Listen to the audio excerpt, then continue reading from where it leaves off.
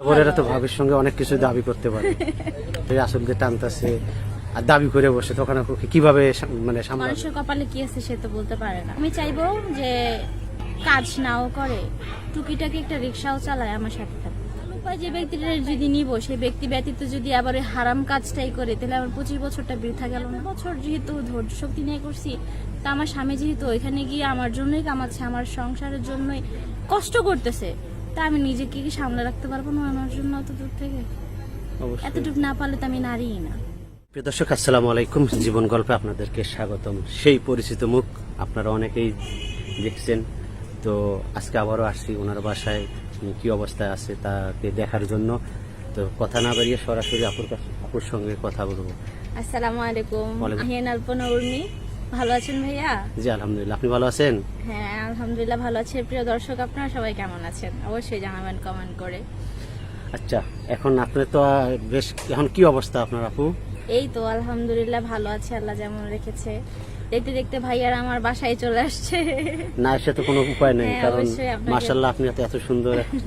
তারপরও আপনার এখনো মনের মানুষ পেলাম, আপনি পাননি, এই জন্য আবার আসছি। তো ফলো আপ দেওয়ার জন্য চলে আসছে। জি, তো এখন কি অবস্থা? এখন যে আপনার আমরা তো একটা ভিডিও আপলোড করছি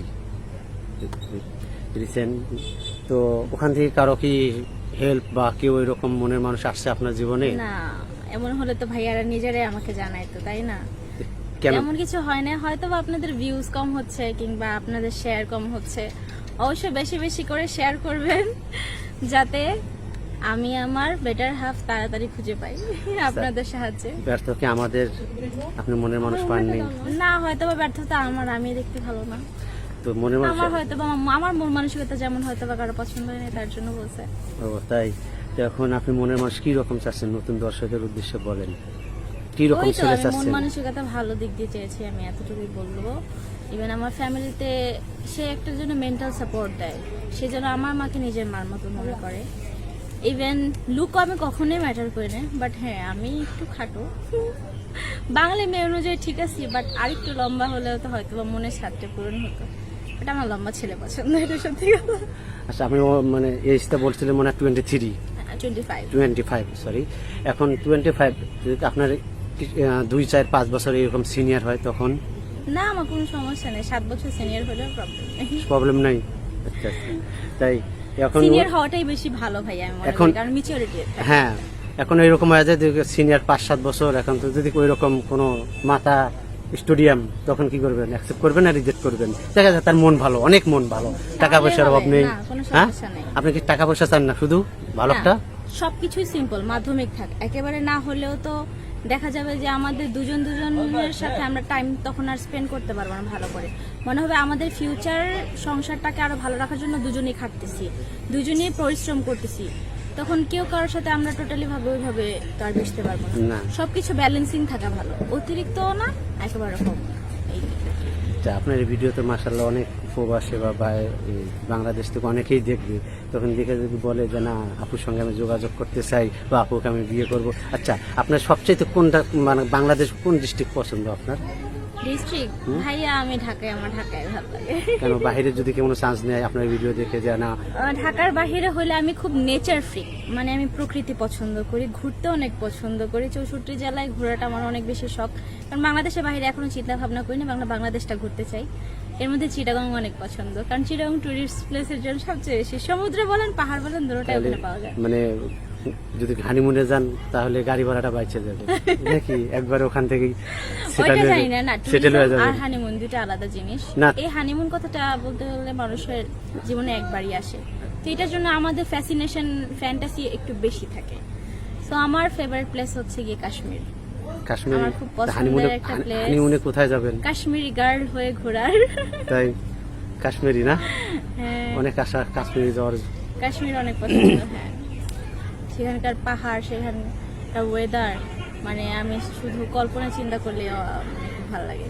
সো হানিমুনে হাজবেন্ডকে বলবো, যদি না পারে কোনো সমস্যা নেই, কোথাও যদি না যেতে পারে তাও কোনো সমস্যা নেই। খালি শুধু আপনাকে ভালোবাসলেই হবে। হ্যাঁ, আচ্ছা মাহিয়ান আপু, এখন যদি এই ভিডিও মনে করেন যে কোনো প্রবাসী ভাই দেখলো, দেখে বলে যে মাহিয়ান তোমাকে আমি বিয়ে করব বা তোমার সাথে আমি প্রেম করব, এরকম যদি প্রস্তাব দেয় না, তখন আমি কিভাবে? নরমালি প্রেমে বিশ্বাসী না। তো সো বাবা মার সাথে অবশ্যই কথা বলবেন। এই যে আমার বড় ভাই হয়ে আপনি আসছেন হুম। আমার এতটুকু হেল্প করার জন্য, অবশ্যই আপনি বোনটাকে খারাপ জায়গায় তো না, বাচ্চা না। করবেন না।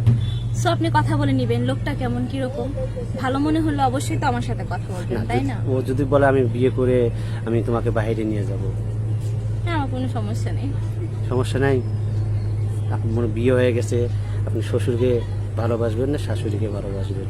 আমার বাবার সাথে খুব বেশি বন্ডিং হবে, শ্বশুর বাবার সাথে, কারণ আমার যেহেতু বাবা নেই তো শাশুড়ির সাথে বন্ডিং ভালো না? অবশ্যই হবে। আলহামদুলিল্লাহ 2টা মা পাবো, হুম। আর আমি দোয়া করবেন যে আমার মাটা যেন দীর্ঘজীবী হয়। যেহেতু বাবা নেই তো বাবার যা নাই তার একটু আহ্লাদ কিংবা তার মর্মতা বেশি হয়। সো বাবার সাথে বেশি বন্ডিং হবে ইনশাল্লাহ, মামুন সাথে হবে ইনশাল্লাহ। আমি এতটুকু বলবো যে আমার সাথে কারোর সাথে এতটা লাগা হবে না, তাই? আমি সবার সাথে মিশে চলতে পছন্দ করি, সেটাই হবে। যদি ছোট্ট একটা দেবর থাকে, সেটা তো আরো দেবরেরা তো ভালো। ভাবির সঙ্গে অনেক কিছু দাবি করতে পারে। হ্যাঁ, হ্যাঁ, তা তো করবেই। দাবি করে। হ্যাঁ, বড় বোনের সাথে করবেন না তো কাকে করবেন? যদি মনে করেন দেখেন যে আপনার ওই দেবরটা, দুষ্ট দেবরটা শাড়ির আসলকে টানতেছে বা ছোটখাটো একটা কোনো দাবি করে বসে, তখন আপনি কিভাবে মানে সামলাবেন? অবশ্যই দাবি পূরণ করবো, সেটা যদি সৎ দাবি হয়। আর হচ্ছে কি আসল ধরেটা না, আমি ওর কানটা ধরবো, কিরে হত ছাড়া সমস্যা কি? আর ভাবি মায়ের সাথে কি আবদার? আর যদি ননদ থাকে, ননদ ননদ হলে তো বেশি খুশি হব। দেখে আপনি জানতে পারলেন আপনার ননদ বা অন্য এক ছেলের সঙ্গে রিলেশন আছে, তখন আপনি এটা কিভাবে হ্যান্ডেলিং করবেন? অবশ্যই ওকে হেল্প আমি করবেন support নাকি? করবো। অবশ্যই আমি ওকে হেল্প করব, অবশ্যই আমি সাপোর্টিভ হব। হেল্প আর সাপোর্টিভ জিনিসটা দুইটা আলাদা। হেল্প তখন করব যখন দেখবে লোকটা ভালো হবে, যদি হয় তো অবশ্যই করব। আর সাপোর্টিভ তখন হব যাতে ও মেন্টালি ভাবে ডিপ্রেশন না চলে যায়। যেমন ওর মন খারাপও করলাম, ওই ছেলেও লাইফ থেকে চলে গেল, তো বন্ধুর বদলে তার শত্রু হয়ে যাব, দরকার কি? ওর ভালো যেন করতে পারি, ওর জন্য আমি মানে শুভাকাঙ্ক্ষী, সেটাও যেন বুঝে সেই কাজে করবো। এমন তো প্রবাস ভাই আছে যে আপনাকে বিয়ে করে থুয়ে চলে গেল আবার বিদেশে। না, আমি এখন বিয়ে করতে এখন চাই না। দেখা যায় এইরকম আমার ইউটিউবে বা ফেসবুকে খুললে দেখা যায় অমুক প্রবাসীর বউ আরেকজনের সাথে পরকিয়া করছে, তখন আপনি কি করবেন? আমি এমনিতে মেন্টাল ডিপ্রেশনে ভুগি বেশি, মানে আমি খুব আবেগী, বাচ্চা সবাই বলতে পারেন। তো আমি চাই না আমার হাজবেন্ড প্রবাসে থেকে আমি এখানে থাকি। পরকীয়ার না, হতে পারে না চিন্তা এরকম। হ্যাঁ, হতে পারে হয়তো, বা মানুষের কপালে কি আছে সে তো বলতে পারে না। কিন্তু আমি চাইবো যে যদি সে কাজ নাও করে, টুকিটাকি একটা রিক্সাও চালায়, আমার সাথে থাকে, আমি এতটুকু চাইবো। না, আর যদি আমি বলতেছি যদি এরকম হয় তখন আপনি কিভাবে সামলাবেন? আছে না আপনি আপনার স্বামী চলে গেল বিদেশে, আশেপাশে কত হ্যাঁ, আছে না 25 দুষ্ট বছর ছেলে হয়েছে, আছে না, লাইফে কেউ বড় রানি গেছে তার নাই। ঢিল মারবেই। না না, 25 বছর হয়ে গেছে ভাইয়া, লাইফে কেউ আনি নাই, লিটারেলি প্রেম করার শখ কখনোই ছিল না, নাই। কারণ আমি এটা যার যার থিঙ্কিং, বাট আমার কাছে মনে হয় বিয়ের আগে সব হারাম, সো আমার ইচ্ছা নেই। বাট হালাল উপায় যে ব্যক্তিটা যদি নিব, সেই ব্যক্তি ব্যতীত যদি আবার ওই হারাম কাজটাই করে, তাহলে আমার 25 বছরটা বৃথা গেল না? সুন্দর কথা। অবশ্যই। সো এই বৃথা জীবন আমি এত বছর যেহেতু ধৈর্য শক্তি নিয়ে করছি, তা আমার স্বামী যেহেতু ওইখানে গিয়ে আমার জন্যই কামাচ্ছে, আমার সংসারের জন্যই কষ্ট করতেছে, তা আমি নিজেকে কি সামনে রাখতে পারবো না আমার জন্য অত দূর থেকে? অবশ্যই। এতটুকু না পারলে তো আমি নারীই না। আচ্ছা মাহিন আপু, ওই দেবর যদি আপনি বলে, আপনার তো সম্ভবত যদি বোন থাকে তাহলে তো বিয়ে হবে, তাই না? হ্যাঁ, যদি আপনার বোনকে পছন্দ করে যে না আমি এইরকম আপনার বোনকে পছন্দ করি, তখন কি করবেন? বোনের সাথে দেখা করে দিব। হেল্প করবেন? হ্যাঁ, হ্যাঁ, এটা তাদের ব্যাপার, তারা যদি দুজন দুজন পছন্দ করে, আমি কি সমস্যা? না না, আপনি বললেন একটু যে যদি শাসন করবেন, তা না করে আবার হেল্প করে দিবেন যে না তোরা। অবশ্যই করবো।